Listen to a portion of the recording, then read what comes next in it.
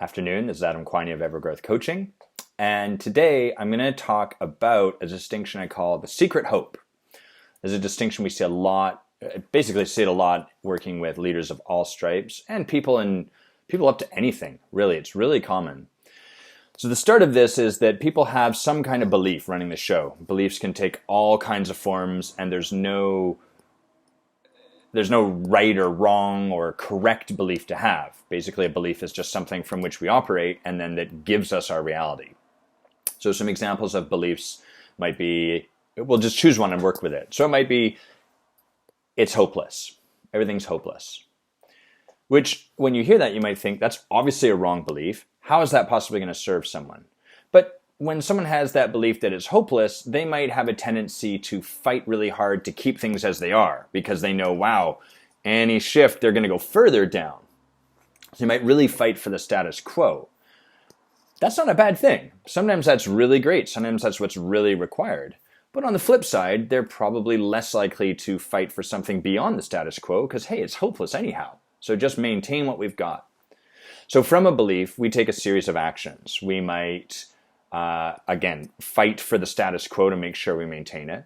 We might avoid allowing ourselves to get too excited about some possibility out there that's beyond what we currently have because, hey, it's hopeless anyhow. It's ultimately just going to lead to disappointment. We might really put a lot of our attention when we have spare time on hedonistic pleasure. Maybe I'll go for drinks with my friends or buy a new outfit, a ridiculous jacket like this one. Whatever it happens to be, that can be another action we would take. Since it's hopeless, the Titanic's sinking, let's raid the bar and just do whatever is most pleasing.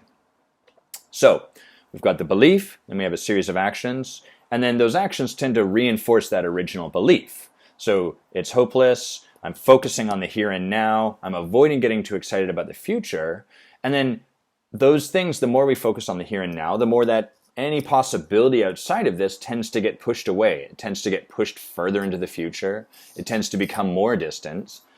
And as a result, and let's add one more into this mix, we're avoiding thinking about anything outside of this. So we've now, even when we do start to think, boy, imagine how things could be, we resist that and we tend to, no, don't think along those lines. Let's just focus on getting through today and getting to those drinks tonight with my friends. So you can kind of see how as someone puts their attention on hedonistic pleasures, on the here and now, on avoiding thinking about the future, that actually ensures that there is no hope. There's nothing out there, there's nothing in the future possible because their actions actually reinforce it.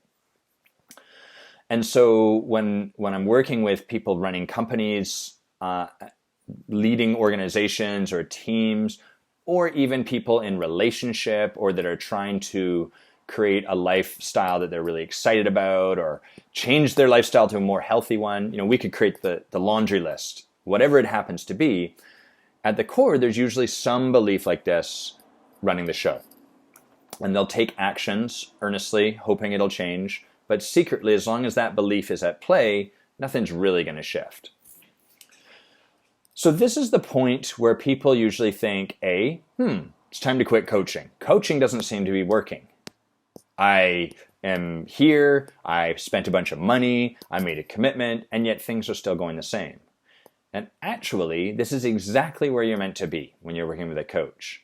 The only difference between coaching and the rest of the world, it's not that you're showing up differently with your coach. You're going to bring into coaching the exact same stuff that you bring everywhere else. You're going to show up the exact same way after the initial euphoria and motivation of hiring a coach wears off. And it will. It does.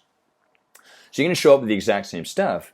The only difference is that in a committed coaching relationship, we talk about it. We have a conversation about it, and we distinguish that pattern, as opposed to just continuing to operate over top of it and run the next iteration. And this is the point where I like to get people to distinguish what's the secret hope at play here.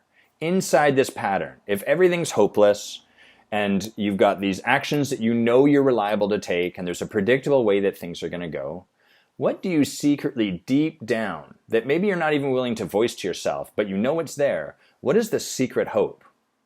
And so with a belief like fundamental hopelessness, that secret hope might be, I will wake up one day and I will see possibility.